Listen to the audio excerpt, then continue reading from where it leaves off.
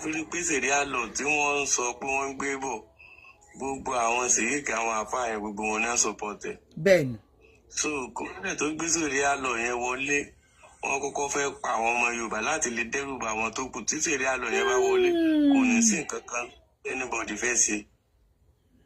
gbogbo nǹkan tó ń ṣe yìí wọ́n fẹ́ dá ìjayà lẹ̀ láti lè tẹ́ bá ti ń pa àwọn èèyàn tó ń ṣe pé gbogbo nǹkan tí wọ́n ń ṣe yìí tó ń lọ bẹ́ẹ̀ tí ò sí nǹkan kan tó ń ṣẹlẹ̀ wọ́n á lè ráàyè láti gbé Sirialo wọlé tẹ́ bá dẹ̀ ti gbé Sirialo wọlé wọ́n á pa anybody wọ́n á pẹnu anybody mọ́ anybody nílé sọ̀rọ̀. ẹ dákọ̀ torí Ọlọ́run ẹ bá kó wọn sójà ẹ bá kó wọn bàtálíọ̀n wa ọ̀rọ̀ yìí wọ́n ṣe kékeré o ẹ pọ̀ lẹ wọlé láàrin o gbogbo lẹ̀kùn ẹ wọ́n jálẹ̀kùn bẹ́ẹ̀ yóò wọlé sílé nílẹ̀ wọ́n wọlé wọlé sí wọlé ẹ dákọ̀ ẹ torí Ọlọ́run á ti dogun á ti dèṣù ẹ dákun deputy governor ẹ mọ̀ sùn ìlú bàbá yín ti bàjẹ́ deputy governor ìlú bàbá yín ti bàjẹ́ deputy governor ẹ mọ̀ sùn ẹ ti jòkó sí lọ́rin ìlú bàbá yín ti bàjẹ́ deputy governor ẹ bá pè gbowó ṣá ẹ bá ẹni tó dùn ṣàwọn èèyàn kọ́ wọlé ìlú ti bàjẹ́ o àwọn ti tú òkèèyàn ti tú àgọ́ ọlọ́mọ ti tú òkòkò ìlú ti tú ajẹ́kùnlẹ̀ ti tú òkèdàbà ti tú ìlú òdà o ẹ̀dá àwọn ẹ̀tọ́rí Ọlọ́run o ẹgbà o. ẹ ti gbọ́ ẹkún nínú ohun ọkùnrin báyẹlé. mọ̀rọ̀ ti dàlú ajẹ́ o ẹ ti dàlú wò mọ̀rọ̀ ti dàlú wò mọ̀rọ̀ ti dógún lọ o Yorùbá tó lọ́bẹ̀rẹ̀ ogun mọ̀rọ̀ ní o ní. ẹ bá gbóhùn sókè. ẹni sùn bàbá mi èèyàn wà lórí TikTok ẹ bá gbóhùn sókè mo kàn play fún mi tó ẹ ṣe wọlé ni. mo mọ nǹkan tí àwọn olórí wa ń dúró ṣe. àwọn olórí wa ò ní gbà wá kò sọ lórí tó mọ ẹ wà ní Nàìjíríà àmọ́ wọ́n wà nílùú òyìnbó tó bá wù yín ẹ jẹ́ kó máa pa yín ẹ máa pariwo ẹ bá pè gbowó ẹ ti pò wá tán o ẹ bá pè gbowó tó bá wù yín kó máa pa yín ẹ gbé súlẹ̀ dání ẹ máa wòran. ẹgbẹ́ súlẹ̀ dání kẹ́ máa wò wọ́n. mo dúró náà torí mi ìtẹ̀ mọ́rú ọ̀rọ̀ tá fẹ́ sọ sí. ó yé mi ẹ bá gbọ́ sókè lórí fóònù. ẹ kú ètò màmá. àjọ ń ṣètò ni. ṣe rí mo rí bó ṣe rí lára yín gan mo dẹ̀ mọ̀ gẹ́gẹ́ bí abiyamọ mo rí humanity tó wà lára yín so mi ò dẹ̀ lè blame me because kò easy kó máa pààyàn láì ṣe ẹran téèyàn wà téèyàn ní olórí tó ń sọ tó ń pọ̀ ọ̀rọ̀ wọn lórí burúkú tá à ń pè lólórí yìí àwọn ará bíbá iṣẹ́ tẹ̀yìn aráàlú tẹ̀ bá dìde kẹ́ ẹ pera yín kẹ́ ẹ pe meeting láàrin àdúgbò kẹ́ ẹ ṣe family meet kẹ́ ẹ jọ ṣe ẹ gbàgbé pé bóyá pé èèyàn kan ló bá wá gbà yín lẹ̀ Sunday Igboho lè wá gbà yín o Sunday Igboho kì í ṣe ọlọ́run yín ẹ̀yin lẹ́ máa gbára yín o ogun yìí ẹ múra lẹ̀ sí ìjà yìí ẹ jẹ́ ká jà ká kú ká máa kú ẹ tó máa kú ló máa kú ẹ tó máa kú ló máa kú ṣe rí àwọn tẹ́ fi dìde lórí àwọn ọba yín àwọn gbọngàn náà káwọn tó àwọn agbé nípa yìí àwọn náà kó wọn wọ̀lú o ǹjẹ́ rí ọba kankan kọ́ sọ̀ kankan lórí nǹkan tó ń ṣẹlẹ̀ yìí àwọn ọba ìlú yín àwọn náà kó àwọn agbé nípa tó ń kó wọn wọ̀lú kó wọn máa pa yín nílùú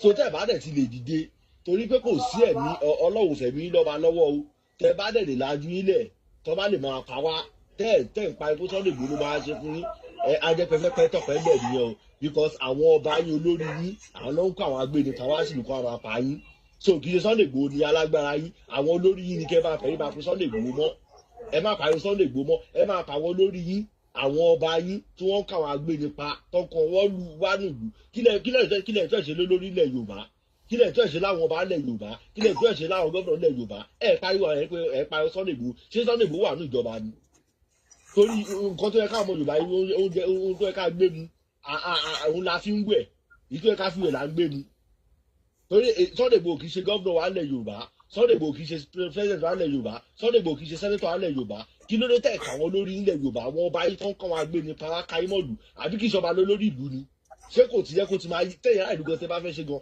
ó yẹ kó ti yé yín báyìí pé àwọn olórí tó wà nílùú tó jẹ́ olórí ìlú tó bá ti ń pààyàn tí ọba ìkẹ́ lọ máa ya bá wọn ní palace ọba ni ẹ̀rí yẹn ṣe ẹ̀ ń parí àwọn èèyàn kan tẹ bá dé ẹ̀kọ́ máa gbà yín wọ́n máa parí tọ̀gbọ̀n lẹ́sìn kan tó fẹ́ ṣẹlẹ̀ torí àwọn ọba yẹn àwọn ọmọ lọ́nkọ́ àwọn gbé nípa anything ò ní ṣẹlẹ̀ nothing tó máa ṣẹlẹ̀ ẹ kó ètò mà. ẹ ṣe ń gbọ́ bàbá wa ìyá wa àbí bàbá adé something adé bíi dẹ̀ bá gbósòkè.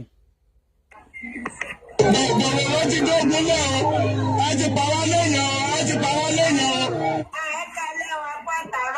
ẹ ṣeun gan. ẹ kú ìlú ọlọ́wọ́ bá tún ṣe o Ọlọ́run bá tún tó ẹ wò ó yẹ kí gbogbo ìlú kéréje ó yẹ ká dìde ní o kó tó di pé àwọn Fúlàní ó pa wá tán o irú àwọn Ọ̀yọ́ Òṣogbo Ògbómọ̀ṣọ́ Ìkìrun gbogbo ìlú ó yẹ ká dìde ní o ó yẹ ká dìde tó bá ní kò ní kàn wá tó bá lọ kàn wá kí la fẹ́ ṣe ẹ dákun torí Ọlọ́run ẹ gbà wá o kí wọ́n ké sáwọn lọ́ba kí wọ́n dìde o kí wọ́n lọ dá adé jọ síbẹ̀ o ó ti sú wa o kọ́lọ̀ kó gbà wá lọ́wọ́ bàbá wa Tinubu o bàbá wa Tinubu ń bẹ lórí oyè wọ́n ń pa wá dé ẹni pẹran o ó ti sú wa o ẹ dákun o ẹ kó ètò ọlọ́mọ̀ràn yìí lọ́wọ́ ọlọ́mọ̀ràn yìí sí o ọkọ̀ ọba àdọ́bò ní sáílẹ̀sì o. champion aṣíwájú bá wa gbóhùn sókè ẹ ṣe ìyá mi champion aṣíwájú bá wa mute. ìyá ẹkún ètò ẹkúkú lè dá àkọ́kọ́ tí màá kọ́ sọ ní wípé kẹ́nìbọ̀dì má dárúkọ bàbá Tinubu mọ́ lórí ọ̀rọ̀ yìí ṣé máa sọ reason fún yín tẹ́ bá wo nǹkan tó ń ṣẹlẹ̀ báyìí láti ìgbà tí Govnor Akérédolú ti kú ní àwọn pípọ̀ yẹn ti ń strike dáadáa lóòótọ́ wọn ti wà lọ́dọ̀ wa ní ilẹ̀ Yorùbá bọ̀ wọ́n pọ̀ ìgbà tí Govnor Akérédolú ti kú kò sí gómìnà kan tó gbádùn ní gbogbo gómìnà tó wà nílẹ̀ Yorùbá ọmọ àlè ni wọ́n kí ló fà á táwọn gómìnà wa mẹ́fà ta ní tí wọ́n lè pawọ́ pọ̀ confirm security lẹ́yìn Ondo State Àmọ̀tẹ́kùn tẹ̀ ń wọ yẹn Ògùn State náà tó ti máa rí wọn kò sámọ̀tẹ́kùn ní kò sí ní àwọn tó wà lọ́yọ̀ gan mi ìríṣẹ́ tó ń ṣe ẹ má jẹ́ ń tọ̀ yín kí ló fà táwọn gómìnà wa ò lè pawọ́ pọ̀ ẹ wá ń pariwo pé Sunday Igboho mo kọ átíkù lórí ọ̀rọ̀ Sunday Igboho nígbà tí Sunday Igboho wà ní tí wọ́n lọ́ọ̀kì wọn ní kínní mo kọ sórí Facebook mi tẹ́ bá rí àwọn Yorùbá bó ṣe àtàkì mi àwọn tó jẹ́ Yorùbá wọ́n àtàkì mi wọ́n bú mi lẹ́yìn ìgbà yẹn náà fi Sunday Igboho lẹ̀ so nǹkan tẹ́mi máa sọ fún ìyá mi nǹkan tẹ́mi mọ̀ ni pé tí wọn ò bá tí ì ṣe táwọn Fúlàní ò bá tí ì pa àwọn Yorùbá dáadáa orí wa ò ní pé ẹ má jẹ́ tán yín ẹ ń pariwo Tinubu ẹ ń pariwo Tinubu ṣé Tinubu fún àwọn gómìnà wa ní security vote ní ibo náà nà sí ibo náà kó yẹn sí gbogbo wọn náà kó bílíọ̀nù jẹ́ tọ́nà kó sí Amẹ́ríkà tọ́nà kó sí London àwọn gómìnà Yorùbá wa ọ̀hún lójútì ṣé wọ́n bí Fúlàní rẹ kó lọ sí Bayelsa State báyìí ṣe gbọ́ kí Fúlàní strike ní Bayelsa State rẹ Bayelsa wọn bí àwọn orí kan débẹ̀ èmi lọ sí Bayelsa dáadáa ọjọ́ yẹn náà máa pa gbogbo wọn tán wọn ò ní kú kan so nǹkan tẹ́mi kan máa sọ nìyẹn pé inú mi dùn pẹ̀lú ọ̀rọ̀ tẹ́ ẹ sọ pé ká má dárúkọ Tinubu tani ká dárúkọ. ẹ ṣe ẹni sùúrù ẹ ti sọ̀rọ̀ pé Tinubu fún ọ ní security votes ṣé ẹ báyìí ká máa fẹ́ kọ́ tọ́nà fúnra wa lórí ọ̀rọ̀ Tinubu ẹni sùúrù tí Tinubu bá fi owó ràn kan nínú wọn wípé lọ́wọ́ mi ra nǹkan wá fún ṣèyí Tinubu o tí gómìnà yẹn bá kówó yẹn jẹ ṣé Tinubu máa fọwọ́ lẹ́rán sáà mo ń béèrè lọ́wọ́ yìí tí Tinubu bá gbé kọ́ńtrátì fún yàn pé kọ́ńtrátì yẹn o bóyá ṣèyí Tinubu fẹ́ ṣe wedding o àbí kíní kan fẹ́ ṣe wedding o àbí ìyàwó rẹ̀ mi Tinubu fẹ́ ṣe kíní kan o kí Tinubu wá kó fún gọ́vnà kan pé Kano Peter máa lò ó gbá wa ṣe ètò ẹ o ká fi ṣe sample tí gọ́vnà bá wá kó owó yẹn jẹ tó wá dijọ́ wedding tí òjò burúkú yìí wá bẹ̀rẹ̀ sí ní pa àwọn aráàlú. And you think Tinubu will keep quiet? You think Tinubu will forgive that governor? When they declare state of emergency in Rivers State, láyé pé nǹkan tó ṣẹlẹ̀ ní Kwara yìí ṣẹlẹ̀ níbẹ̀ ṣùgbọ́n wọn ò lè declare state of emergency ní Kwara State ẹ má ẹ̀ka tanra wa. Tinubu is the president. President ni Tinubu. Governor tó bá ti ń pẹ̀yàn nílùú ẹ̀. Why ti Tinubu six allocation rẹ̀? Ìlú ẹ̀ ní last year asanwó fún ẹ̀bẹ̀ kò sí security ńbẹ̀ náà. Why tí ò sí security vote ìlú yẹn? Ká wá wé àwọn governors tó kú bí àwọn ní dìde. Niger Delta. Kí ló ẹni sùúrù? Ẹ má yìyá mi kankan. Kí ló tí wọ́n lè wo Niger Delta? According to you, kí ló tí wọ́n lè wo Bayelsa? Àwọn Niger Delta Bayelsa wọn kan yẹn. Wọ́n mọ̀ tí wọ́n ń ṣe. Tó dá àwọn ilẹ̀ Ìgbò pàpà, mélòó náà pálẹ̀ Ìgbò tó dàbí ilẹ̀ Yorùbá. Tó dá àwọn olórí wọn mọ̀ pé tó bá ti pa àwọn, wọ́n máa ń pa àwọn olórí wọn padà ní. Wọ́n mọ̀ pé àwọn Ìgbò, àwọn ọmọ Niger Delta, àwọn olórí wọn ò ní fi ọ̀rọ̀ wọn ṣeré tó mọ̀ pé àwọn ò gbádùn. Tí Bayelsa bá jẹ president Nigeria, ẹ mọ̀ wípé kò ní sí Fulani ìpàpàyàn ní Bayelsa rárá, àbí ní Niger Delta.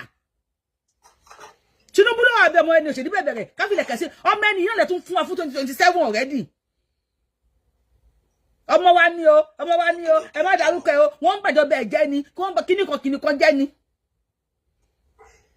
Ẹ jẹ́ kí n sọ fún ọmọ ìyá mi.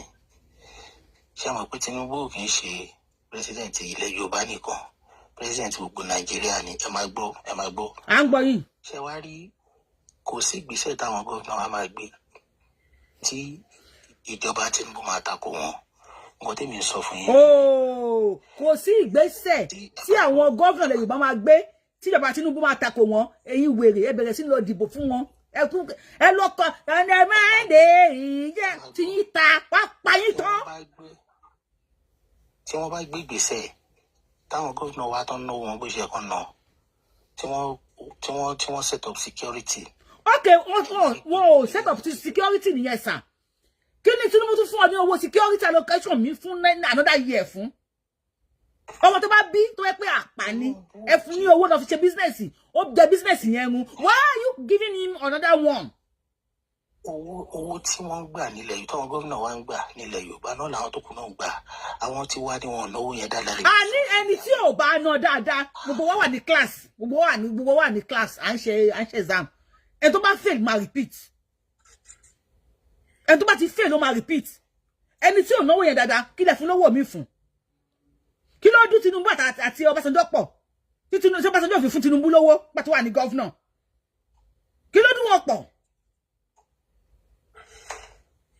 No, ẹ fún alẹ́ sí náà. Kí ló dún wọn pọ̀ tó Ọbásanjọ́ fi fún Tinubu? Let if any governor tó bá ti pààyàn nílùú ẹ̀ kó má fún ní security allocation mọ́. Èmi ò fẹ́ sọ̀rọ̀ nípa ọ̀rọ̀ òṣèlú mọ̀ sí. Ọmọ tí mo sá mọ̀ ni pé lẹ́yìn bàbá Akérédolú, nígbà tí bàbá Akérédolú ti kú, ẹ rí i pé wo kí ni ẹ ti wá. Bàbá wa ìlú wo lẹ wà? Ṣé Nàìjíríà lẹ wà bí ẹ wà lórí òkè òkun? Èkó lèmi wà. Òkè Èkó lẹ wà, kò sí wàhálà. Ọlọ́run àfìrè kárí, kò sí wàhálà. Bẹ́ẹ̀ ká sọ bẹ́ẹ̀. No, bẹ́ẹ̀ ká sọ bẹ́ẹ̀. Bọ́kọ́lọ́, yes. Ó ti ń di wèrè báyìí nísìn. Ẹ kó ètò mọ̀nà. Mo kí yẹn káàbọ̀ sà. Ọ̀rọ̀ tí máa ń sọ, ọ̀rọ̀ ìlérí ọ̀rọ̀ tó ń sọ. Lọ́dọ̀ tí iná ti right kì í ṣọ̀dọ̀ tèmi. Ẹ bá gbọ́, táàmù Akérédolú, Ẹ̀rọ̀sán Ondo State, gbogbo all the governor gba olú stand tó ń bá àwọn Haúsá ìgbà táì Buhari gan, olóbá Buhari fà á pé láéláé tó stand lórí orílẹ̀-èdè Yorùbá. Bàtà Akérédolú ti kún sí kò sáwọn gómìnà tó tún dìde. Ìgbà àwọn nìkan ló take action. Ìgbà gẹ́gẹ́ rọrùn táwọn máa ń sọ lẹ́ẹ̀kan. Kẹ́mọ̀ Tinubu ti sọ pé àwọn kan lọ ká àwọn all the state kẹ́ lọ mú gómìnà kan lọ. Ọmọ ọlọ́wọ́ là ń ránṣẹ́ dé tòrútòrú. Iṣẹ́ ìlú Yorùbá nìkan ló fún allocation. Òun náà mo sọ nígbà tí panipani bá ń pani ẹni sùúrù, nígbà tí panipani bá ń pani, tí gbanigbani tó wá fọwọ́ lẹ́rán, ẹ jẹ́ ká rò dáadáa, gbanigbani mọ̀ bí panipani ṣe ń pani. Tí panipani bá ń pani, tí gbanigbani tó bá fọwọ́ lẹ́rán, ẹ má yẹ ká wá lọ síbi kankan, kò nídìí ká máa dífà. Gbanigbani tó fọwọ́ lẹ́rán yẹn, ó mọ̀ bí panipani ṣe ń pani. Ṣé Tinubu ní ẹni sùúrù ẹjọ́ torí Ọlọ́run ẹni sùúrù. Tinubu ò ṣe president ilẹ̀ Yorùbá nìkan, èmi ò bá ṣe pé president Yorùbá nìkan ni. Tó bá pẹ́ ilẹ̀ Ìgbò, tó bá pẹ́ báyìí ẹni sùúrù. Tí gómìnà Niger Delta tí ó bá lè ṣe security fún àwọn aráàlú ẹ̀, kí Tinubu kó sí security allocation ẹ̀. Tí gómìnà ilẹ̀ Ìgbò tí ó bá lè ṣe security fún wọn, kí Tinubu sí security allocation wọn. Tí àwọn governors ilẹ̀ Yorùbá tó bá fẹ́ wa, kí Tinubu sí security allocation wọn. Ẹ má twist ọ̀rọ̀ yẹn. You say kò sí nǹkan táwọn gómìnà ilẹ̀ Yorùbá máa ṣe tí Tinubu bá against wọn. Ṣé kò pa wá tán ni? tí bàbá gbà fún wọn ní security vote nílẹ̀ Yorùbá wa náà Yorùbá náà la máa kọ́ ìlà máa jáde la máa pariwo. security vote tó fún wọn kí náà fi ṣe okay security vote tí wọ́n fún wọn kí náà fi ṣe. Òun náà ni mo tó bá pẹ́ ọmọ ọ̀rọ̀ àgọ́ lẹ́yìn lè ní ìsìn bọ̀dá tó ń sọ̀rọ̀ tó pọ̀ ọmọ ọ̀rọ̀ àgọ́ ní lè ní ìsìn tí wọ́n wá pè yín báyìí nísìn pé voice yìí sí táwọn family wa send ẹ̀ sí pé ẹ ti ponítọ́ o wọ́n ní wọ́n wọlé wọ́n ní wọ́n lé ní 100 fully armed wọ́n jálẹ̀kùn wọ́n dẹ̀ ń pa àwọn èèyàn tó bá pẹ́ ọmọ ọbẹ̀ níyí tẹ́kọ̀ àwọn family wa lára àwọn tí wọ́n pa kí lẹ máa ṣe ẹ bá ní ẹ má blame Tinubu ẹ má blame let's say the truth and let the devil be ashamed. Stop supporting all this olóṣèlú. They are bed of one feather, they flock together. You can't gbogbo wọn láti Yorùbá Tinubu dóye tó gbẹ̀yìn sí. They are all wicked. Àwọn gómìnà ṣe ń tìgbà tí Akérédolú ti kú wò sẹ́ńtò. Ṣé Akérédolú ni gómìnà gbogbo ilẹ̀ Yorùbá ni? Mo kọ́ sọ́kùn ló ṣe kẹ́lá ìlú wọn kó tó ṣe sọ̀rọ̀ nítorí ló ṣe kẹ́lá Akérédolú náà. Akérédolú try o. Akérédolú àsopá Akérédolú ò try. Àwọn tó bá ti ṣe nǹkan kí náà ṣe fún wọn Sunday Igboho gbà wá o Sunday Igboho ló ń gbà ẹ bá gbọ́n sókè jàre. Ẹ káàbọ̀ wá mi. Ẹ̀yà mi ṣe rí kì í ṣe gbogbo àwa ọmọ Yorùbá la ní ọpọlọ àwọn méjì kan ṣe sọ̀rọ̀ kan sì jẹ́ pé wọn ọpọlọ wọn ń yòrò wọn ò ní ọpọlọ rárá. Ẹ má búyàn kàn lọ sí point yìí. Àwọn tó ń pa wá lè ní Tinubu fúnra rẹ̀ àti Buhari ló kó wọn wọ Nàìjíríà Tinubu fúnra rẹ̀ sọ nígbà tó wá sóde tó wá wo eléyìí ọ̀fọ̀ ní state. Ẹ bá wa mute o àkíngbà yín láyè lórí page ẹ bá wa mute o. Àti caution wọn náà àti caution wọn ó lè ti change ẹ máa sọ̀rọ̀ yín lórí fóònù. Ṣẹ̀rí Tinubu fúnra rẹ̀ sọ pé òun àti Buhari mọ̀ sí ó dẹ̀ sọ pé òun sọ fún Buhari pé kó má fogun ja orílẹ̀-èdè Yorùbá kí ló mean tó fi sọ orú nǹkan bẹ́ẹ̀ yẹn which means pé ó mọ̀ pé òun àti Buhari ló kó gbogbo àwọn terrorists yẹn wọlé ẹni tó sọ pé ká má pè Tinubu ẹ jọ ká ló fẹ́ yẹ ká pè. ẹ pé Yorùbá wù yìí lẹ máa pè ẹ máa pè Yorùbá wù yìí ká ló fẹ́ yẹ ká pè. Yorùbá wù yìí lẹ máa pè. tó ní ká má pè Tinubu tẹ̀bí Tinubu fúnra rẹ̀ ló sọ pé òun lè ṣe pé òun ló kàn ṣé òun ló kàn láti pé kó pa wá ń sìn ṣé gọ́ọ̀mẹ̀ntì ló pa wá náà àwa náà mọ̀ pé gọ́ọ̀mẹ̀ntì ló pa wá kò dẹ̀ sẹ́ni tó lè bá gọ́ọ̀mẹ̀ntì jà ní gbogbo àwọn tó ti ń pa wá ṣé ẹ rí ẹnì kankan tí gbọ́n tó ń jẹ́ẹ̀lì rí ni tó bá mú wọn Tinubu á tún kọ̀ wá ní pé kán fi wọ́n lẹ̀ ṣé chief of staff mo fẹ́ lọ pàbí tá mo fẹ́ lọ pètè bó ló yàn wọ́n síbẹ̀ pé wọ́n ní ká lọ bá àwọn gọ́vnọ̀ wa tí wọ́n kó security sójú ọ̀nà ká lọ bá wọn. Ṣé gómìnà ni chief security ni Tinubu ni chief security Nàìjíríà náà kí ló kan gómìnà náà kàn wá ń bẹ̀. Governor is the chief security of your state. They are the chief security of your state. So wọ́n lè ti kó security sójú ọ̀nà àwọn ní ká lọ bá. Tèmi ọ̀dà tó bá ti fún láti federal ni gómìnà máa tẹ̀lé. Tèbó ló máa tẹ̀lé ẹ fi àwọn gómìnà kò sí Tinubu irọ́ ló pa kò fún gọ́vnọ̀ kọ̀ọ̀kan ní owó security àtọ̀. Ó fún wọn. Tinubu fún wọn bàbá mi ó fún wọn. Ok nígbà tó fún wọn náà lè ṣe security state wọn kí ló dé tí ò fi query wọn. God bless you. That is justice. That is justice. That is justice.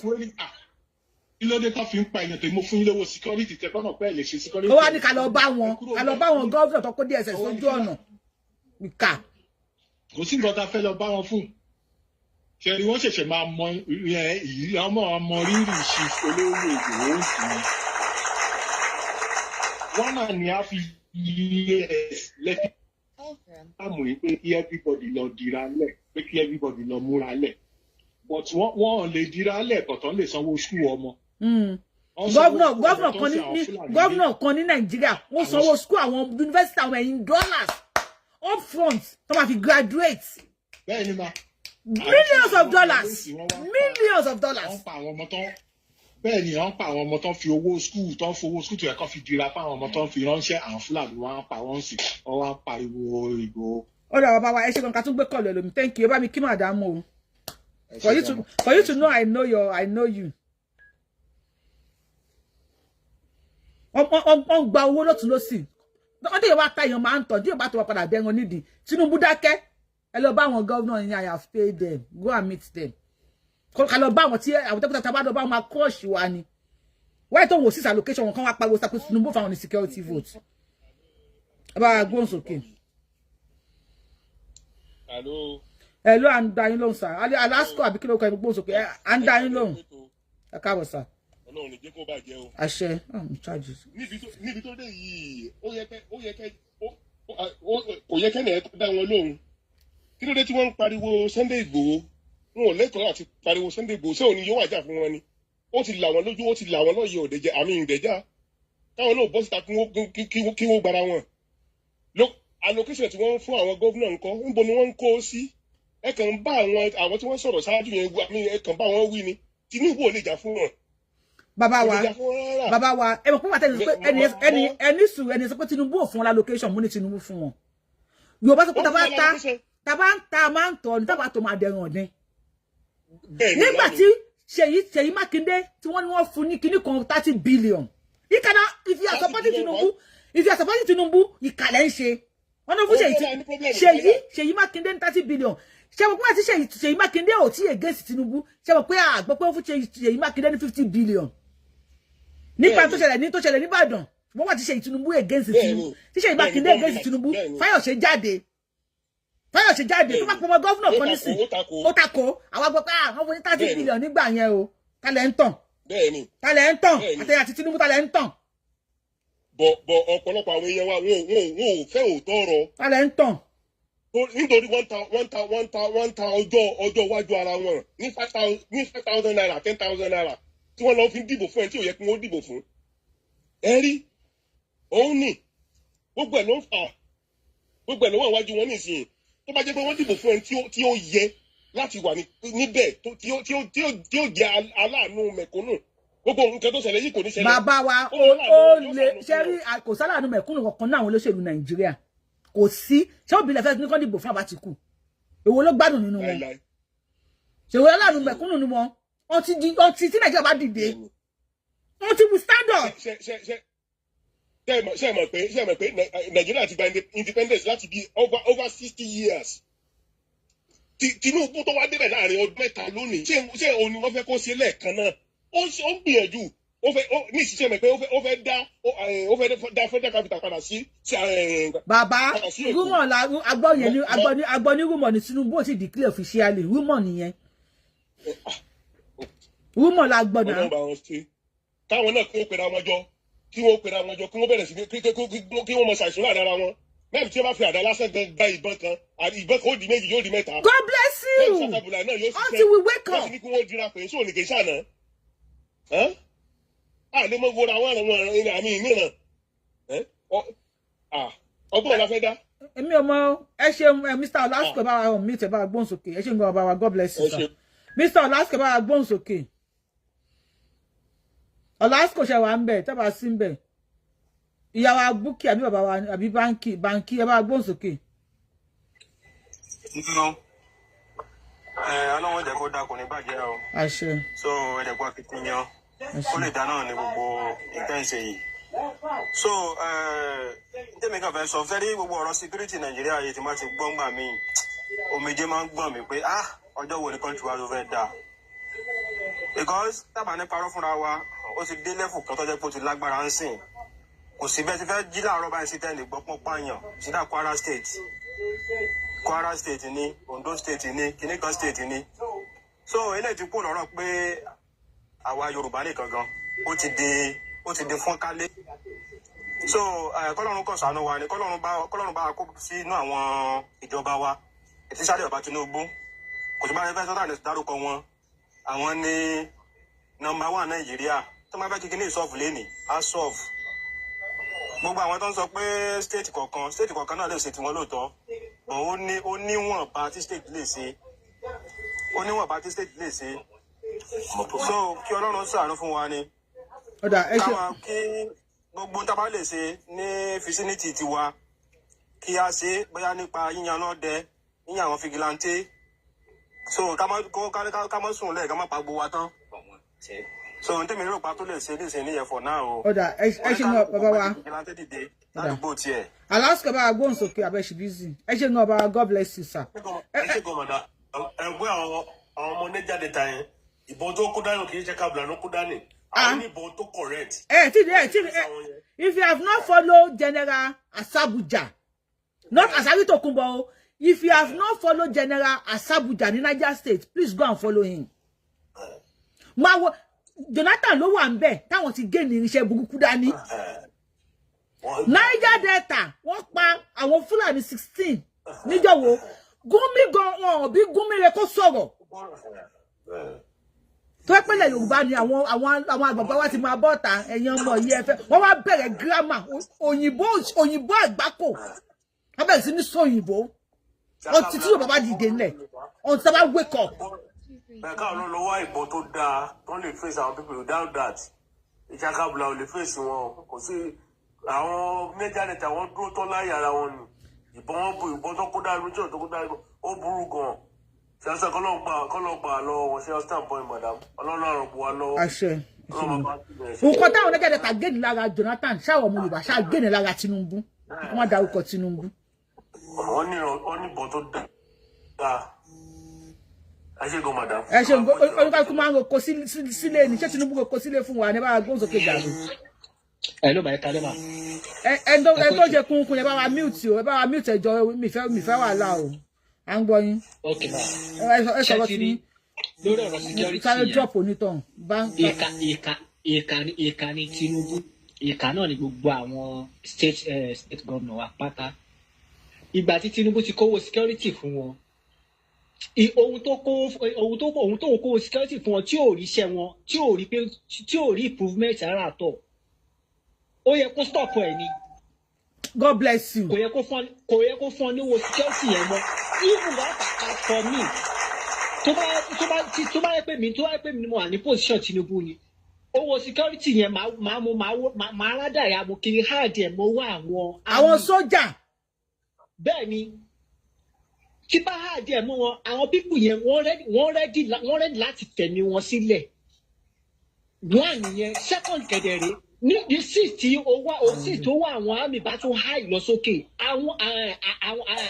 àwọn ìlòmíì náà wọ́n máa ní access láti lọ join from there population wa security population wa ó máa high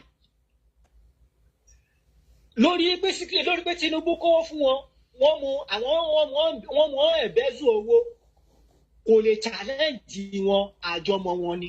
God bless you. Àjọmọ̀ wọn ni so bóyá jẹ́ ní ẹ̀yà mi. Ẹ ṣeun gan. If Tinubu cannot challenge them panipani ni gbanigbani ni Tinubu tó fọwọ́ lẹ́wọ̀n kí panipani máa pani. Tinubu àti lè challenge àwọn governors tí wọ́n ti yà ń jẹ wá lórí kíni wọn gbanigbani ni Tinubu tó fọwọ́ lẹ́wọ̀n kí panipani máa pani so Tinubu mọ̀ nípa bí panipani ṣe ń pani kó wá gbé mi ẹ bá gbóhùn sókè. Ẹ kú dédé àsìkò. Ẹjọ́ tó wọ́n lọ èèyàn wà lórí fóònù ẹjọ́ má bínú. À ń gbọ́ yín sà. Wọ́n kọ́ fẹ́ bẹ gbogbo àwọn ọmọ Yorùbá ká jẹ́ àgbàlagbà. Ẹjọ́ a máa ń pa èdè kan kò dálẹ̀ Yorùbá pé ẹjọ́ kọ́ máa pa wọ́n lọ. Kò dá a mọ̀ pé Nàìjíríà ìlú mùjẹmùjẹ ni. Ṣùgbọ́n ẹ má sọ pé nítorí pé ẹ̀yin kan wà lÉkòó àwọn kan wà lóńdó nítorí pé ìtọ́ wà ní Èkó yẹn ẹ rí orí ọ̀fẹ́ gbà ẹ wá náà tó wà lóńdó tó wà ní Kwara kọ́ máa pa wọ́n lọ kọ́ bá dìde láńgbèjì yẹn ò dẹ̀yìn bàbá mi àti ìyá mi lẹ̀ Yorùbá. Ṣé tí ẹlẹ́ẹ̀kejì kò sí wí kankan ti fẹ́ ṣẹlẹ̀ nílẹ̀ Nàìjíríà bàbá Tinubu la máa pè òun ni ọ̀dàlẹ̀ kò lè òun ló dá òbò wàhálà ilẹ̀.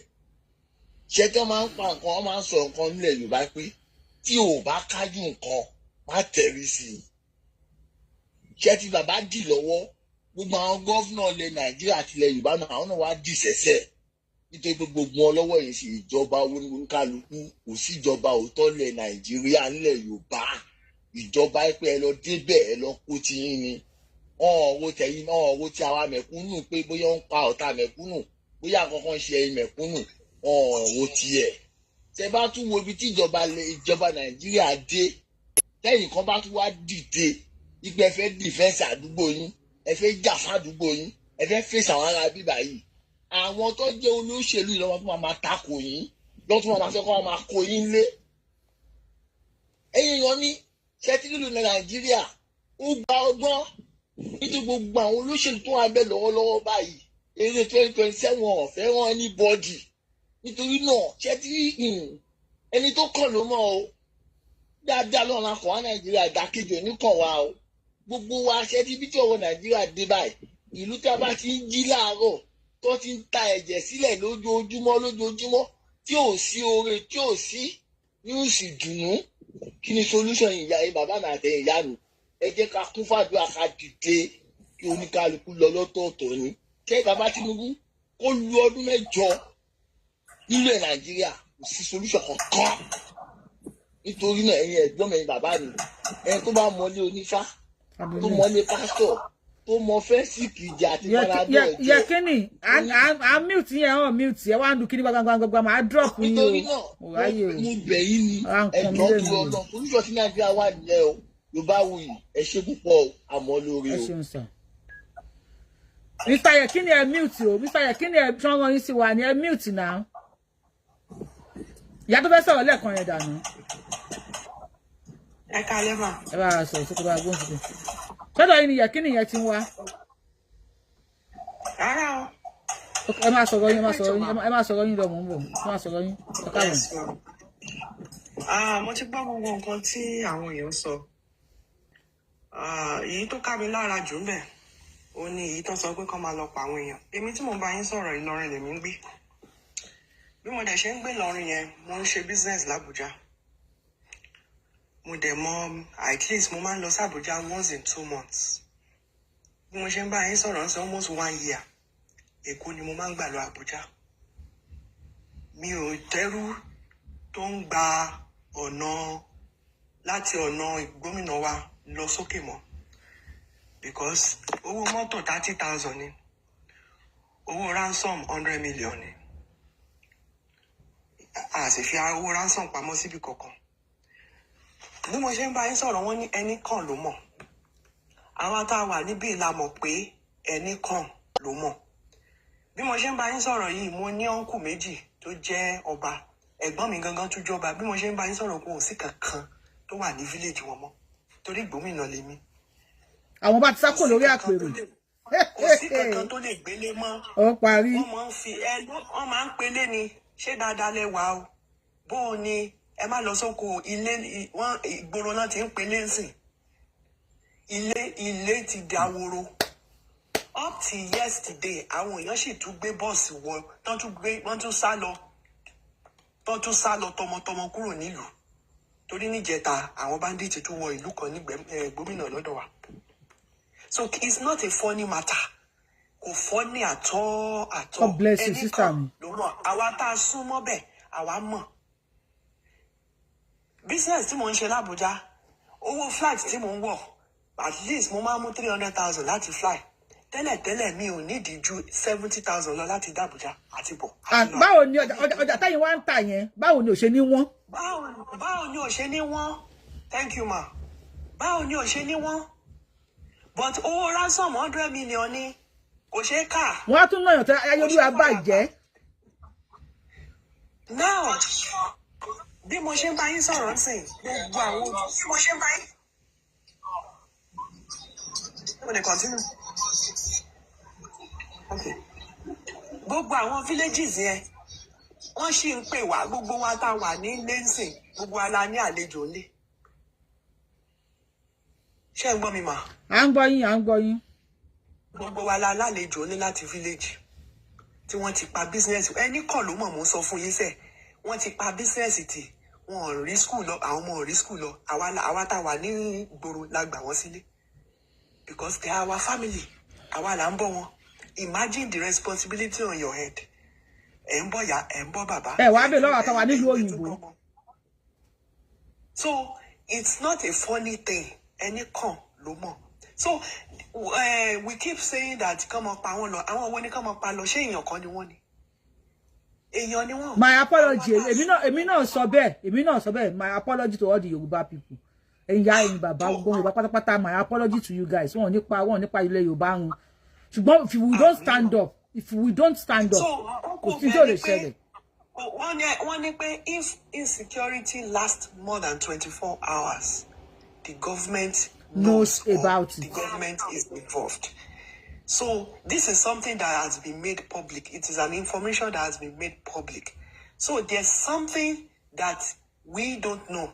Because the continue, oti rampart, it makes sense more. Because at the end of the day, le won jade. Kini e fe gain. Se e fe someone di another tribe ni, abi e fe someone di another religion, abi e fe someone di another villager in another city. We don't understand. Because you kill them, you kidnap them. We have them in our homes. Feed. Their businesses, they can't run it. Their school, they can't run it. Their homes, they can't live in that home. So only movies up any can no more. They about don't look at it in no Ben, God bless you, my sister. And to kan lo mo. So right now, solution la need. Le fún wa ní bí a ní ọ̀kan nípa solution. Oh no, ni mo sọ nse. Solution. Like mo gbọ́ téèyàn kan sọ pé state of emergency. Gbogbo àwọn right now wọ́n ṣe kíní kan wọ́n ní forest guard. Wọ́n ti train wọn fún bí oṣù méjì. Nílùú wo nìyẹn? Àwọn ní Ìlọrin bí báyìí ní Kwara wọ́n ṣe training fún forest guard Ìlọrin sister mi. Forest guard yẹn wá yá.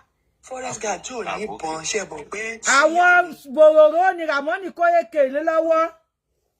Suya ni forest guard tí ò bá ti níbọn. Suya. So, for wọn ti kọ́ wọn lórí how to manage bandit, but where is the weapon? Weapon táwọn bandit yẹn lò. Torí wọ́n ní tán bá máa wọnú ìlú báyìí wọ́n lè tó 300. Aláwọ̀ ti àwọn tó ta play voice wọn yìí sìn. Wọ́n ní wọ́n tó 100 àbí 50 tí wọ́n wọlé wá. Wọ́n fi wọ́n fi àdá la ilẹ̀kùn àwọn èèyàn báyìí ni wọ́n dẹ̀ ń ṣá wọn pa. For waiting now. For waiting. The solution now is to declare state of emergency in those villages in that kó àwọn sójà síbẹ̀. Because ọlọ́pàá ò lè ṣiṣẹ́ yìí. Civil defense ò lè ṣiṣẹ́ yìí.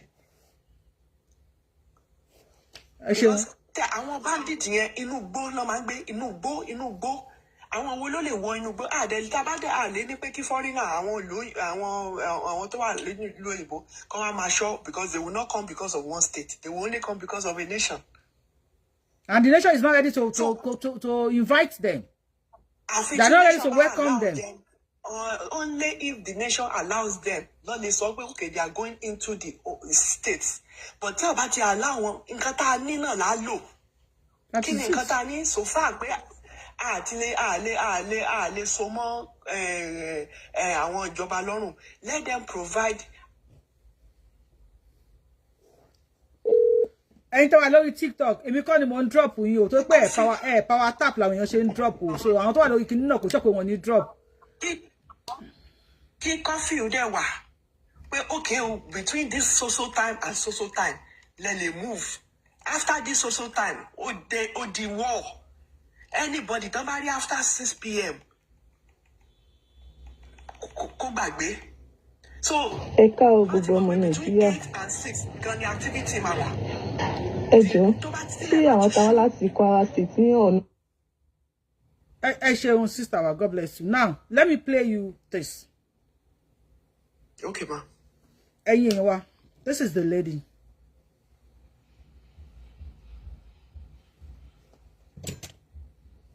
Ẹ̀ka gbogbo ọmọ Nàìjíríà. Ẹ jọ̀ọ́ tí àwọn táwọn láti Kwara State ní ọ̀nà ọmọ àwọn òwò àgọ́ sí àìṣe Nàìjíríà mọ̀ ni. Ẹ wo ohun ẹ̀ pẹ̀lẹ́kùn. Ṣáàtìlára Nàìjíríà mọ̀ ni. President ìjọba àwọn àkànṣe sí wọn pa wà. Má jẹ́ kí ìlú wa da owó ẹ̀, má jẹ́ kó everybody. Mo fẹ́ gbé lady yẹn. Ẹ tó bá fẹ́ wà wò wá lórí YouTube, ẹ lè wá wò wá lórí YouTube. Or má sì show ẹ fẹ́yìn náà bíbí. I just want to bring the lady out. Guy yẹn ti sunkún débi wípé no, am I can explain? Ẹ jẹ́ ká fojú ara wa rí. Ó ti sunkún débi wípé if you see her face, you go know say nǹkan ṣe àwọn èèyàn ní Kwara State. Ọgọ́rùn-ún ṣe wá. Tinubu, I always support you, but eléyìí o, I go begin to shout your name. I'm be sinu apariwo orúkọ yín. Ẹ̀yin èèyàn tẹ́ bá like ìwé bá tẹ́ pop lórí show yìí kó lè bá rìn. Ẹ bá share, bá ko comment lórí show yìí kó lè bá rìn. I go start to call your name, Tinubu. Má bẹ̀rẹ̀ sí ní pariwo orúkọ yín. Yes, the word we hear. The word we hear. Ẹ kí n gbélé dín wa. Jẹ́ kí n fún ní voice. Ẹ jọ̀ọ́. Kí ló dé ẹ fẹ́ pa wá tán ni? Ẹ fẹ́ pa wá tán ní Kwara. Ṣé kìí ṣèyàn ní Kwara ni? Ṣé kìí ṣèyàn ní Kwara ni? Àwa ò ní governor, àwa Ìgbónà. A ní governor. Ramoni of Ilorin State ni. Ìgbónà a ní governor. Sọ̀rọ̀ sister mi. Ẹ káàárọ̀ gbogbo ọmọ Nàìjíríà. Ẹ jọ̀ọ́, ṣé àwọn táwa láti Kwara State ní ọ̀nà ọmọ àwọn òrò àgọ́ ṣé àìṣe Nàìjíríà mọ̀? Ṣé àtìláwà Nàìjíríà mọ̀? Ẹ káàárọ̀ gbogbo ọmọ Nàìjíríà. President, ìjọba àwọn àkànṣe tí wọ́n pa wà. Má jẹ́ kí ìlú wa da owó ẹ̀, má jẹ́ kó everybody ń kú. Ọjọ́ Sunday báyìí sí wọ́n sì tún kó àwọn èèyàn, wọ́n kó ìyàwó wọn kọ́ mọ́. Imagine her face. Lọ pa wọn ní ẹjọ́ ṣáà sí Nàìjíríà mọ̀ ni. Ṣé àṣà Nàìjíríà mọ̀ ní ẹjọ́ torí ọjọ́ ìbá wà nǹkan ṣe sí. President Tinubu Ahmed ẹjọ́. Oh my God. Ẹ bá wà nǹkan ṣe sí. Ẹ ṣe pé wọn torí tọ́nà tí wọ́n wá ń pa wá. Àti wọlé àti jáde báyìí ní sí ó di wàhálà. Àti wọlé àti jáde ó di wàhálà. Who they demand $1 billion? Taba wa ibola swear you. $1 billion.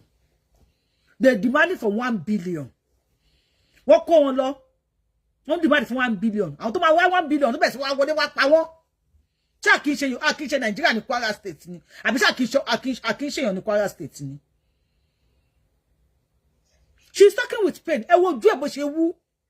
Ó ti sun ẹ wo ojú ẹ̀ ti wú. Ẹ wo ohun ẹ̀ bó ṣe ń gbọ̀n.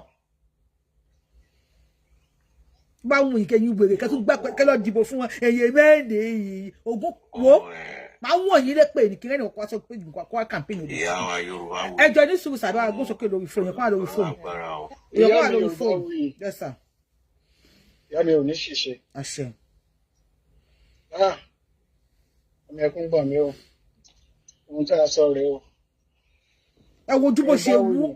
Tẹ bá rántí mo rí mo mọ̀ pé glass tó lò ó kàn fi cover up ni ó yé mi tó bá rántí pé mo sọ lánàá mo fi message sórí TikTok lánàá pé Yorùbá wí má gbàgbé March 28 táwọn pípù yìí sọ o sọrí pé mo ní ó lè ṣẹlẹ̀ before then àbí kó ṣẹlẹ̀ lọ́jọ́ yẹn kan ṣe kó ti ń ṣẹlẹ̀ báyìí ìyá mi ó ti ń ṣẹlẹ̀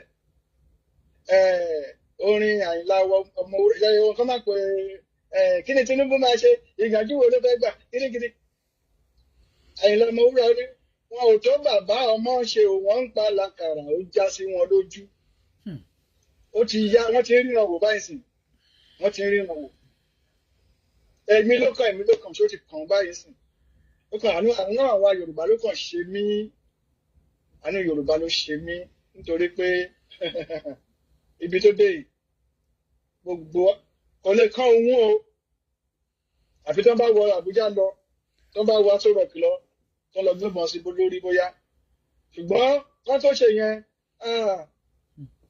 ọmọ Yorùbá tó máa ti gbẹ́mí mi ló máa ti èkúté tó máa kólógbò jẹ ni.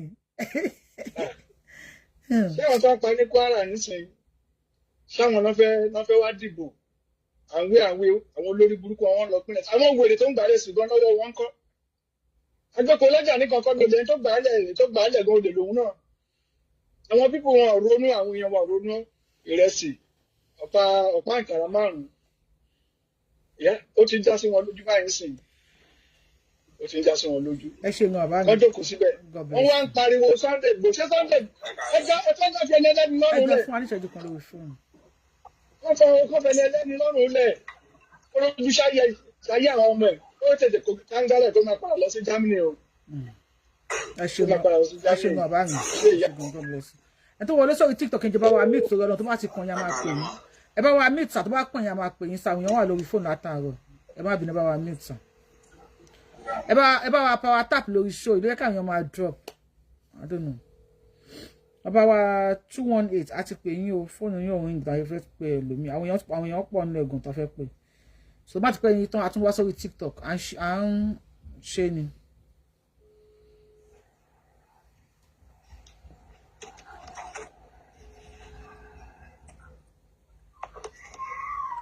Okay, ó dà pé òkìkí àbí òkìkí bá gbóhùn sókè ẹ̀yin ló kàn òkìkí bá gbóhùn sókè òkìkí ṣe wà ń bẹ̀. ẹ kú mo wà ń bẹ̀ ẹ kú gbìyànjú o Ọlọ́run ní dalẹ̀ wa rú. sẹ́rí pé ẹ ti pariwo yìí ó ti pẹ́ àwọn èèyàn sì ti ń sọ ó ti pẹ́ náà ó ti délẹ̀ báyìí sìn kí ni solution. That's number one very thing. not help wow to swallow. So what's the solution? That's number one thing. Okay, now this thing ó ti rampant ní Ìgbómìnà. Ǹjọ́ wo làwọn tó ń jẹ́ youth Ìgbómìnà gangan jáde tí wọ́n lé ẹni tó ń represent wọn ní constituency wọn tí wọ́n lé jáde kúrò lọ́fíìsì. Mùsùlùmí ni ọmọ ìyá wa náà ẹ̀sìn Ìsìlámù. Tí ò bá ti sí sẹ́rí tí ò bá sí action kò lè sí solution wọn yẹn ká tara wa. Ayé yóò ní bàjẹ́ sà. Ẹ mọ̀ tí ò bá sí action kò lè sí solution. Nǹkan pé gbogbo bandit tí wọ́n fi dè pé wọn kì í sọ̀rọ̀ sólórí wọn kì í ṣe é kó lórí wa máa pààyàn kéèyàn dẹ̀ máa wòran. Inú Ìsìlámù inú Kùránì sọ pé ẹ gbọ́dọ̀ béèrè lọ́wọ́ olórí gbogbo tó bá wọn kan ṣe Ọlọ́run sọ pé ló máa béèrè lọ́wọ́ wọn. Tí ò bá ti sí solution pé bóyá action jáde ẹ má jẹ́ ká tara wa kò lè sí solution. That's the only thing. That's the only thing. Gómìnà ò ní governor. Governor. Gómìnà ò ní state o. Gómìnà ò ní governor. Abdulrahman of Ìlọrin la ní. Gómìnà ò ní state.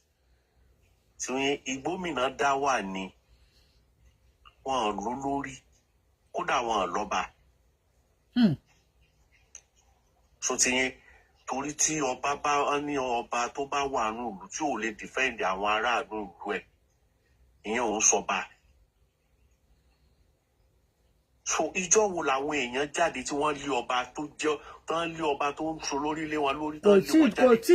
kò tí ì dojú ẹ ní bàbá mi ó sì rí gbogbo everybody ni kò tí ì já wa jẹ ẹnìkan náà máa pa tí ẹ jẹ máa dá everywhere rú.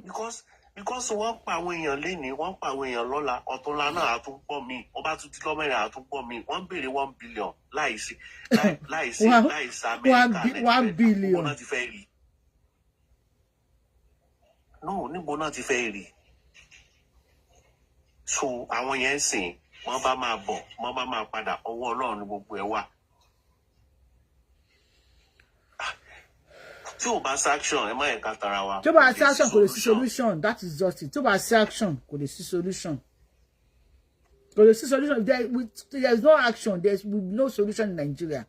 Kí ni kan ló máa ṣẹlẹ̀ tọ́lọ́ máa fi gbà wá lọ́wọ́ yín gbogbo ẹni tẹ́ ń pa wá lẹ́kún jayé. Kí lórúkọ yín Ọbátúndé bá gbóhùn sókè kí ni kan ló máa ṣẹlẹ̀ I am very sure pé ló máa fi gbà wá lọ́wọ́ yín. Ẹ kú lórí àsìkò yìí. Yẹ́sù àdúpẹ́ ní ọwọ́ yín pẹ̀lú gbogbo àti àti ẹ̀ṣẹ̀ ní orí ayélujára ní àbọ̀nà yín ò ní bàjẹ́. Sẹ́rí lẹ́rí tó ń ṣẹlẹ̀ yìí Ọlọ́run kí ó ṣàánú Kwara State ìlú wa. Ìdórí kódà ìsìnà ìjẹta àwọn kan wá sí Ìlọrin nígbà yìí wọ́n fẹ́ wá píkì lọ sí wá píkì gba àbíjìláńtì méjì. Bẹ́ńsẹ̀ lọ báyìí wọ́n kò lórí àgbọ̀tá díẹ̀ àkìdápà ẹ̀ jáde sí wọn wọ́n jẹ́ pa àwọn méjì wọ́n pa ayéǹbọn fún fìdá ẹni tó dráìbù yẹn lọ́kadà wọ́n pa ẹlẹ́ẹ̀kejì yẹn ó sàárí gbédé inú ìlú òun náà kú sá wọ́n fòkú yẹn lẹ̀ síbẹ̀ yẹn gbogbo àwọn yẹn sàjápa wọ́n sá ó ṣàrí pé gẹ́gẹ́ ọ̀rọ̀ jẹ́ ta ni ẹ ó tún á di alẹ́ àlẹ́ èdè wọ́n ṣẹ̀ tó wọnú òru àgọ́ yẹn gẹ́gẹ́ òru àgọ́ láti sílé ọ̀dọ́ deputy governor vice governor. Òun náà ni deputy governor ọmọ òru àgọ́ ni. wọ́n tó máa wọ ọbẹ̀ lọ lánàá yẹn mọ́júmọ́ yìí látọ̀ lọ bọ̀ máa gbogbo ẹ̀ kó ló lọ ọdẹ wọn nígbà pé ìbọn bá bàbá yẹn àwọn àmọ̀ bóyá bàbá yẹn kú àdúgbò ti kú báyìí tó wà ní pé gbogbo kìnní yìí wọ́n dẹ̀ sọ pé àwọn fún wa di ẹ̀yìn àwẹ̀ láti sẹ̀yìn àwẹ̀ yẹn pé on 28 àwọn máa resume pé kò sí pé táwọn ò sí pé lọ́sẹ̀ kẹsẹ̀ àwọn fẹ́ bẹ̀rẹ̀ iṣẹ́ káwọn kan rí aláàtì pé kankan fáwọn pé káwọn bẹ̀rẹ̀ iṣẹ́ nílẹ̀ Yorùbá pé àwọn fẹ́ gbalẹ̀ ọba wọn mo wá wò pé ilẹ̀ ó nílẹ̀ bàbá wọn sẹ́yìn fún yàn ní nǹkan kó tó di wàhálà sí ọlọ́run ni nítorí ayé ìkọ́nà kó sànù wáyé tẹ́mi wo mẹ́ẹ̀ tẹ́mi wo ní solution ẹgbẹ̀rún kan yẹ kí gbogbo ajáde tí gbogbo abájáde ká pèsè àwọn ẹni tó gbogbo ẹni tó gbogbo ní gbogbo wa gbogbo ò lè pa gbogbo wa tán ò lè pa gbogbo wa lórí ta bá wò pé ìjọba òní àkan yóò fi wá sí àwọn àkan la ní bá fi wá sí ó dá ní sí gbà máa wékẹ́ ní ìsìlẹ̀ bàbá sáwọn wọn nílẹ̀ ni wọ́n lè wá kúnlẹ̀ Yorùbá. Brọ́dà wa ẹ jẹ́ kí Babátúndé ẹ yá ká ṣàlàyé fún yín bóyá jẹ́ ṣe rí àwọn Fúlàní ọ̀rọ̀ tá ẹ̀ ń sọ yẹn wọn tó bá ń sọ létí wọn wọ́n máa rí bí ẹni pé ẹ̀mọ̀ nǹkan tẹ̀ ń sọ according to àwọn tí wọ́n kó wọlé mo ti play video yẹn lórí page mi wọ́n ní wọ́n wá sọ fún àwọn wípé ilẹ̀ bàbá àwọn leléyìí o kí gbogbo àwọn àwọlé bọ̀ wípé àwọn ṣáà àwọn Fúlàní tó wọlé yẹn that's why you don't blame some of them àwọn táwa lórí ilẹ̀ yẹn wọ́n rí wa gẹ́gẹ́ bí ìfẹ́dà wípé àlejò ni wá sọ wá gba ilẹ̀ bàbá wọn lọ́wọ́ wọn mo tí wọ́n sọ fún wọn nìyẹn so àwọn ń fight láti gba ilẹ̀ bàbá wọn padà ni wọ́n tí kí ni àwọn fi ń rí lójú wọn ni wípé ṣe mọ̀ pé tó bá jẹ̀bi kò ní lè sọ̀rọ̀ ní court wọ́n tó fi wá rí lójú wọn ni pé tó bá wọlé tó bá pa wá àwọn tó jó lórí wa wọn ní sọ̀rọ̀ so ó jọ gàtẹ́ kò jọ gàtẹ́ ó ń fẹsẹ̀ méjì tí ó gàtẹ́ kódà pé àwọn làwọn ní ilẹ̀ yìí o làwọn ṣe ń pa àwọn tó jẹ́ ìfẹ́dà lórí ilẹ̀ làwọn tó jẹ́ olórí wọn even as the president of Nigeria tó jẹ́ olórí wọn gan-an pé ẹ má pa wọ́n lẹ̀ Yorùbá mọ̀ kò lè sọ̀rọ̀ ni wọ́n ṣe ń jí àwọn èèyàn gbé owó tí wọ́n ń gbà yẹn bíi pé ẹni ṣọ́ọ̀bù ní sítẹ̀ kọ́ àwọn ilé jọ ẹ̀kọ́ ṣọ́ọ̀bù jọ kẹ́ máa wá sí pòkè owó tíkẹ́ẹ̀tì ẹ̀yin tẹ́ ẹ̀ tajà níbi bí ẹ̀sán owó tíkẹ́ẹ̀tì owó tí wọ́n ń gbà lọ́wọ́ wa yẹn àwọn tí wọ́n bí landlord of Nigeria so àwọn owó tíkẹ́ẹ̀tì àwọn tó ń gbà lọ́wọ́ wa yẹn lójú wọn so ohun tí wọ́n rí sí nìyẹn ohun tí wọ́n sọ fún wọn nìyẹn now ẹ jẹ́ ká wo Fẹ́mi Òpònú Adésínà láyé Buhari ó sọ fún wa wípé àtàní àwọn ń pa wá ó bọ́ síta ó sọ ní ó hà ni ó ní ẹni tó bá wà lórí ilẹ̀ ó ló bẹ́tà jọ tó wà lábẹ́ ilẹ̀ lọ ó ní it's better you give the land so you will not be under the land so ipe àwa it's better ká gbé ilẹ̀ wa kalẹ̀ ká má bàa wà ní abẹ́ ilẹ̀ Yorùbá ló sọ bẹ́ẹ̀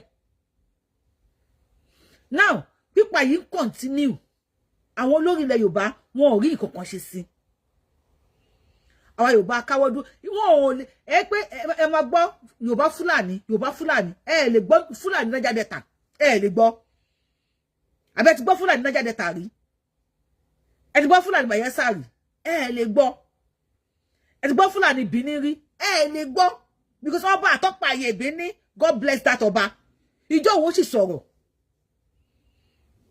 ipe èpè la máa fi wo èpè wèrè la fi ń wo wèrè ṣùgbọ́n àwọn tiwa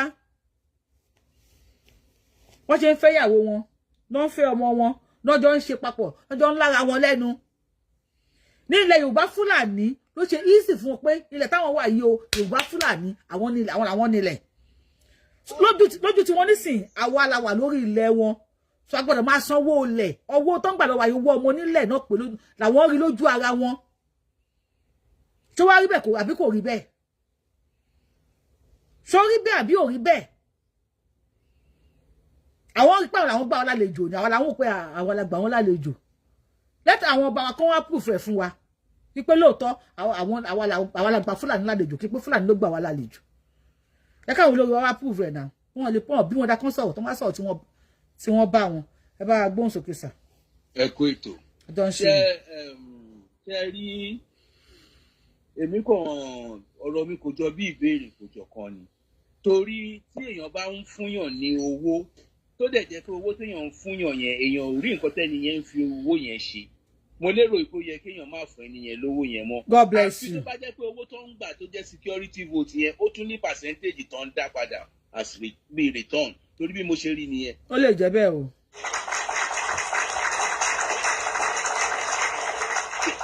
tó jẹ́ pé àpapín àpadà sápò báwo ni ẹ̀mí èèyàn ṣe jẹ́ anybody lójú dẹ̀dẹ̀ ń sọ pé ẹ̀ ń ṣe politics àwọn à ń sọ yìí pé àwa tún wá ń bèsì wípé nítorí pé ó jẹ́ ọmọ Yorùbá and so what?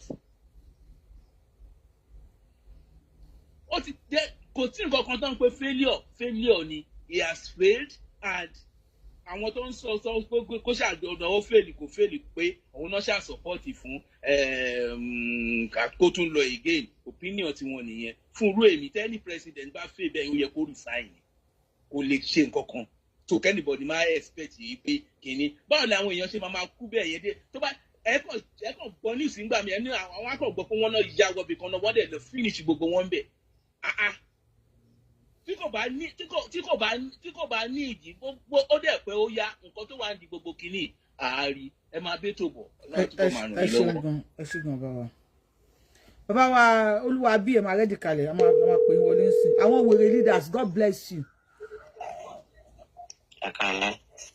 olúwa bí ẹjọ́ fún mi ní ìṣẹ́jú 2 minutes kẹ́ni fi sọ̀rọ̀ ẹ bá gbóhùn sókè sàn. ẹ kú ètò jàre ẹjọ́ nǹkan wọ́n fẹ́ correct bàbá mi kan tó sọ̀rọ̀ ń pa pé bàbá Tinubu wọn kì í ṣe president ilẹ̀ Yorùbá n fẹ́ dá báyìí nìyẹn padà sẹ́yìn nígbà yìí bàbá ń jíjà. ohun tí gbogbo wọn máa ń sọ nìyẹn o àwọn APC wọn máa ní níwọ̀n sí president ilẹ̀ Yorùbá ní mo yẹ lọ dìbò nílẹ̀ Sokoto táwọn bọ́ìsì wọn àwọn 6 tí wọ́n pa obìnrin àti ọkùnrin kan tó yé yín tí bàbá ń darí kan kó gbogbo wọn gbà yẹn ọmọ kan tó wà nù wọn nínú ọmọ sultan tó jẹ́ kí ni wọ́n gbà yẹn Babangida láti máa sọ pé òun fún bàbá yẹn ní 24 hours COVID Nàìjíríà dé rẹ̀ tí bàbá yẹn ti sálọ fún sísàm tó yẹ yín akọ̀tẹ́rẹ́ àwọn sátàkọ̀ máa ń bù yẹn wọ́n fẹ́ràn ara wọn tó jẹ́ pé. burúkú.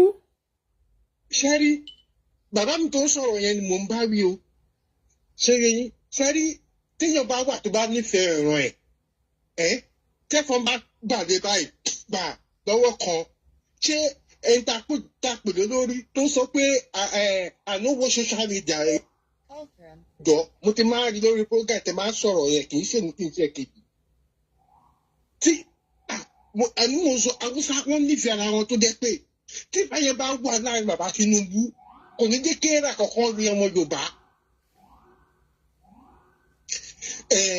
àjẹkẹ́lẹ́ ní ọmọ kọ́ àbí wọ́n ṣe ń pèwé yẹn ẹ wá wo nǹkan tí mo gbọ́ news tí ọ̀gá ológun tó sọ kọjá tó sọ wọ́n ṣe fẹ́ program yẹn ni mo wá wò pé ṣé nítorí state police táwọn gómìnà dìde ni ọ̀gá ìfi pe gbogbo àwọn ìpàdé yẹn àti ọ̀gá tilẹ̀ àti torí omi gbogbo wọ́n sẹ́yìn program yẹn sí mi mò ń wò ó sí pé ṣé torí kọ́ àwọn gómìnà yìí jáde pé àwọn fẹ́ state police mo wá wò pé mistake tí ọkùn mi ṣe ọ̀gá ọlọ́pàá tí wọ́n yọ mistake tí wọ́n ṣe náà ni ọ̀gá ológun yìí náà ṣe táwọn Yorùbá pariwo lé ọ̀gá ológun ọ̀gbẹ́ni tó dàbí búrẹ́dì Adékúnlé yẹn tí wọ́n bá pariwo lórí Nàìjíríà yẹn kò lọ́rọ̀ burúkú tó sọ lẹ́nu yẹn wọ́n ti ń fún Boko Haram ní one chance again lóru kí ni ìlú mi ẹgbàá mi.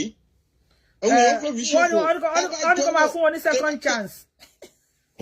ẹ bá gbogbo oṣù nínú ìgbà tó ń gbàwẹ̀ yẹn tá a sọ pé wọ́n lọ àtáàkì báràkì ó ṣe kìíní kan tá a gbọ́ kọ̀ọ̀kan àti gbogbo ọkùnrin tó wà nílẹ̀ irú àwọn èèyàn wo lélẹ̀ tó ń gbàgbọ́dẹ̀ fún wọn nílùú yẹn ọ̀gá ológun yẹn ti lè jáde máa sọ búṣìtì lẹ́nu àwọn pípù yẹn wọ́n ní kúsàgbọ́ ibi táṣọ wọn gbé wà wọ́n dẹ̀ gbèsè mí yàn lábẹ́ yín bàbá Tinubu náà ẹ wo ẹ máa bẹ́tẹ̀ lọ mi tẹ̀ fẹ́ sọ̀rọ̀ tó ń jẹ́ lọ́rọ̀ wọn Nàìjíríà yẹn wọ́n lè gbèsè ní àwọn èèyàn lójú yín báyìí kẹ́ni ìwà jẹ́ kankan mọ́ olórí burúkú ọ̀gá ológun ilé dáadé pé kọ́ fún àwọn tó ń fi ẹ̀mí yàn ṣòfò pé kọ́ fún wọn one chance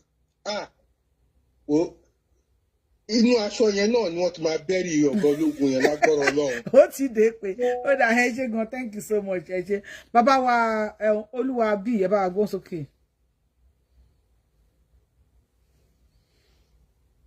olúwa bí iṣẹ́ wa ń bẹ̀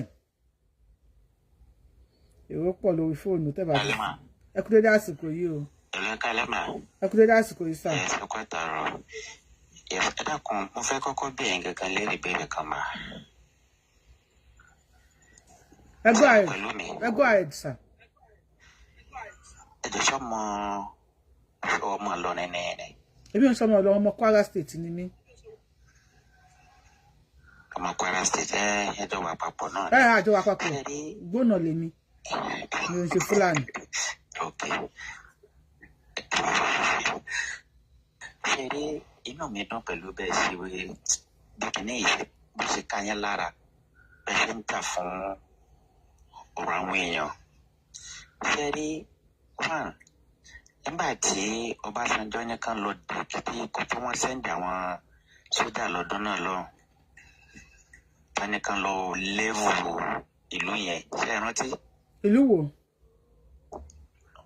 Ní nọ́ọ̀tì ńgbà tí wọ́n ní bóyá àwọn Boko Haram náà ló ń disturb wọn lọ́dún náà lọ Ọbásanjọ́ fún wọn ní go ahead odi kan lọ lẹ́vù ìlú yẹn down. Odi àbí wọ́n kí náà pè é. Ṣé ó dàbí bọ́ọ̀lù ó dàbí láti bọ̀ọ̀lù ọmọ náà nígbà náà. Odi Benue State. Wọ́n ní odi ní Benue State. Bẹ́ẹ̀ ni níbẹ̀ tó ní kó lọ level yẹn down tó bá Ọbásanjọ́ fi parí iṣẹ́ gbọ́ kẹ́ni bọ́ọ̀dì kó dìde ń bẹ̀ yẹn. Kìí ṣe pé ó wà ní yúnífọ̀mù ológun gbà náà. Ìbálágbádá ló wà tó fi level náà. Tinubu ṣe ń gbọ́.